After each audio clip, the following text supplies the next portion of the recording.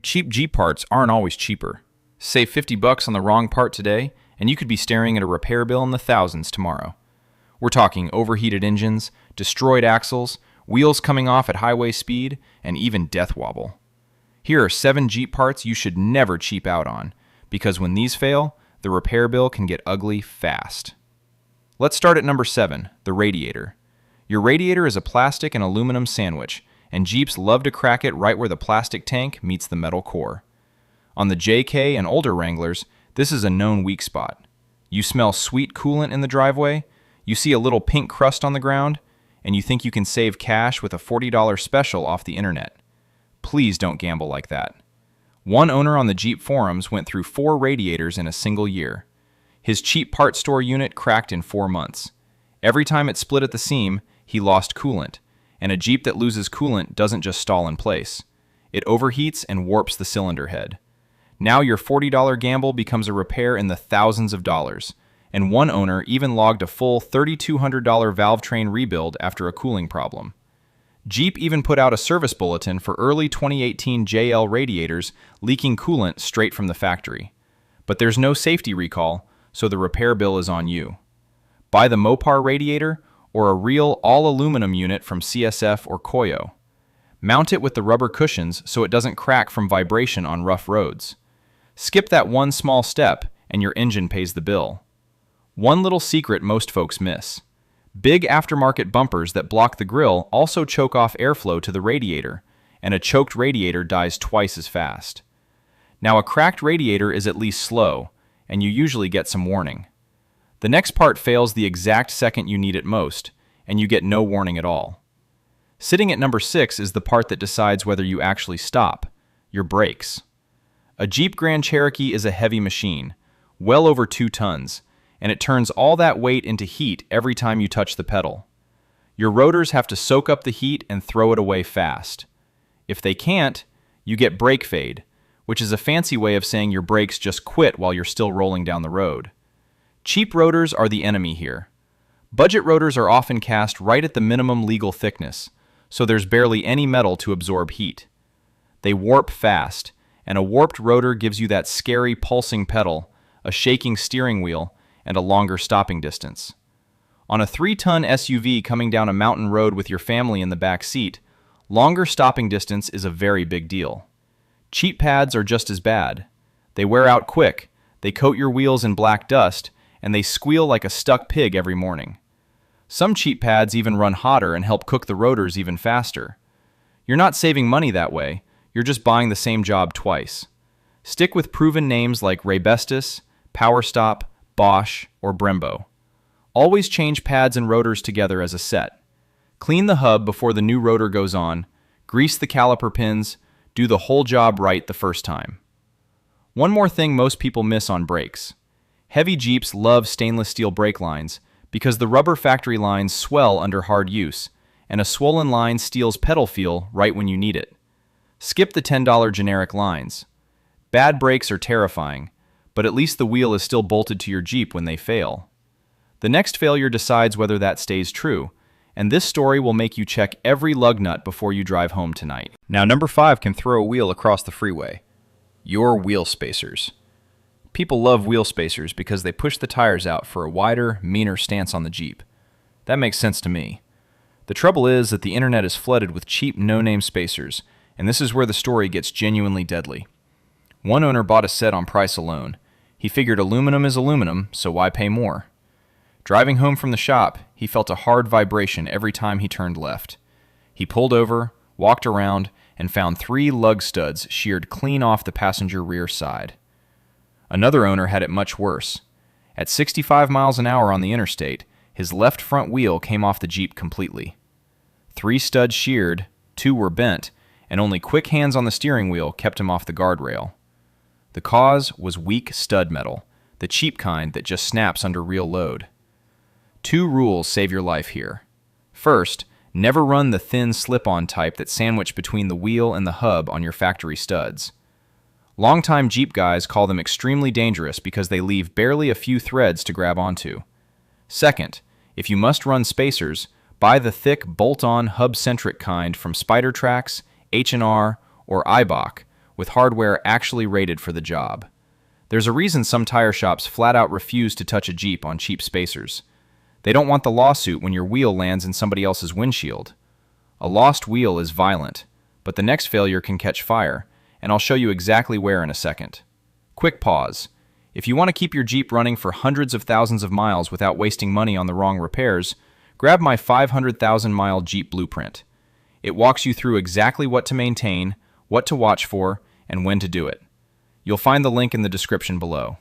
At number 4, we hit the part that leaks oil like a stabbed heart, the oil filter housing. If your Jeep has the 3.6-liter Pentastar V6, and millions of them do, listen close. Stellantis has built over 16 million of these engines, and they hide a plastic oil filter housing and oil cooler deep in the valley of the motor. Plastic that sits in constant heat gets brittle and cracks over time.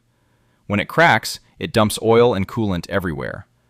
Mechanics warn that if you ignore the leak, it becomes a real fire risk on the highway. Now the trap on this part is sneaky. When the housing fails, folks replace it with another cheap plastic housing, and it just fails again in a couple of years. The smart move is the aluminum upgrade, like the Dorman all-aluminum housing that runs a little over $200. That basically ends the problem for good on your Jeep. The full repair job runs $400 to $1,200 because the intake has to come off first, and the price climbs fast if the leak already fried a wire underneath. Also, be careful with the news you read online. There are viral articles screaming about a giant emergency Pentastar recall in 2026. I dug into it hard for you. There's no verified federal recall for this housing. Stellantis only put out a service bulletin, and a broader Pentastar class action was partly dismissed back in 2023. Don't wait for a rescue letter that isn't coming in the mail. That housing leaks slow, so you have some time to catch it. This next one steals the money for the whole repair before you even feel it happen. Number 3 is where the shake begins, at your ball joints and wheel bearings. Your front ball joints and unit bearings ride on the Dana 30 and Dana 44 axles, and they take a brutal beating every single mile, especially if you run big tires. When they wear out, they let the axle walk around under the Jeep, and that walking is the #1 trigger for death wobble.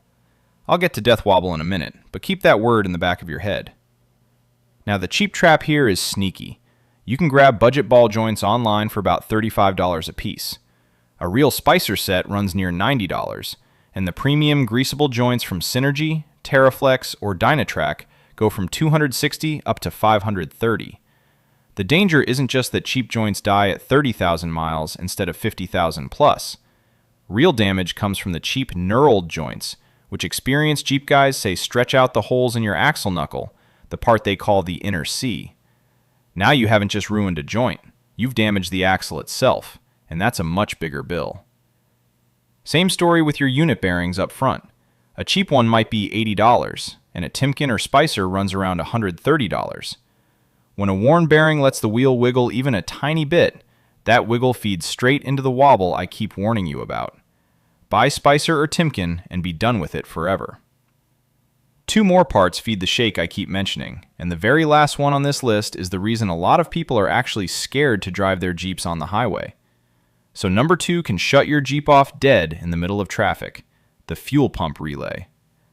On a whole generation of Jeeps, mostly 2011 to 2013 Grand Cherokees and their Durango cousins, there's a black box called the TIPM, which stands for Totally Integrated Power Module.